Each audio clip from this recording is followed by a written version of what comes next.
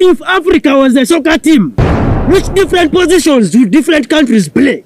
If Africa was a soccer team, Kenya could be a striker. Why? Because Kenya has scored development goals, technology goals, economic goals, political goals, and many other goals, therefore making Kenya a striker. Nigeria. If Africa was a soccer team, Nigeria would be a midfielder. Why? They are in everything, whether good or bad. In music, they are there. In sports, they are there. In business, they are there. In technology, they are there. Whether they achieve any goal or not, they are still there. They are even everywhere in Africa, making Nigeria a midfielder. Somalia. If Africa was a soccer team, Somalia would play number 7. Why? If an opportunity comes against the opponent, they just shoot. As long as they achieve their goal, they just shoot. Any available opportunity against the opponent, they just shoot, making them player number 7. Uganda. If Africa was a soccer team, Uganda would play as a defender. Why? They are everywhere in Africa defending some parts of Africa. For example, they are in Somalia defending the Somalis against the Al-Shabaab. They are in DRC Congo defending the Congolese against the dangers of M23. They were in South Sudan defending the South Sudanese against the atrocities of civil war. They were in Central African Republic defending them against the dangers of the LRA, making them play as a defender. South Sudan. If Africa was a soccer team, South Sudan would play as a goalkeeper. Why? First of all, they are tall. 2, when donations come in their country, they grab it. When something new comes in their country, like new clothes, phones, cars, they grab it. When business opportunities come in the country, they grab it. And if you enter their country with no purpose, they also grab you, making South Sudan a goalkeeper. Ghana. If Africa was a soccer team, Ghana could be a dangerous substitute. Why? They can achieve what other countries have failed to achieve, whether technological, economical, political, sports, music, they can achieve anything, making Ghana a dangerous substitute in the game.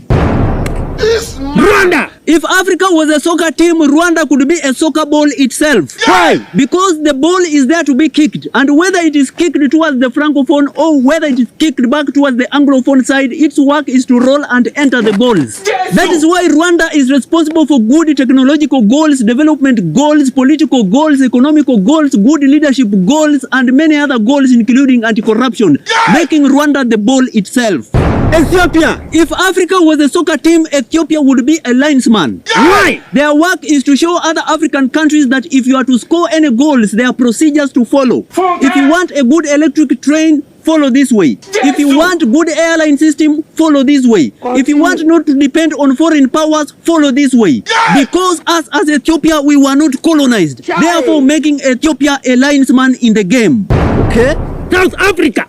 If Africa was a soccer team, South Africa would be a coach. Why? Because South Africa has experienced very many things which other countries are getting a lesson from South Africa.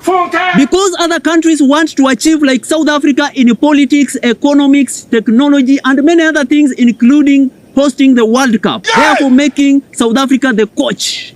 Tanzania. If Africa was a soccer team, Tanzania would be a referee. Why? During COVID period, the whole world was locked up while Tanzania was still moving up and down freely. They were acting as a determinant as to whether COVID is killing people or not. They were the ones having the whistle, therefore making Tanzania a referee in the game.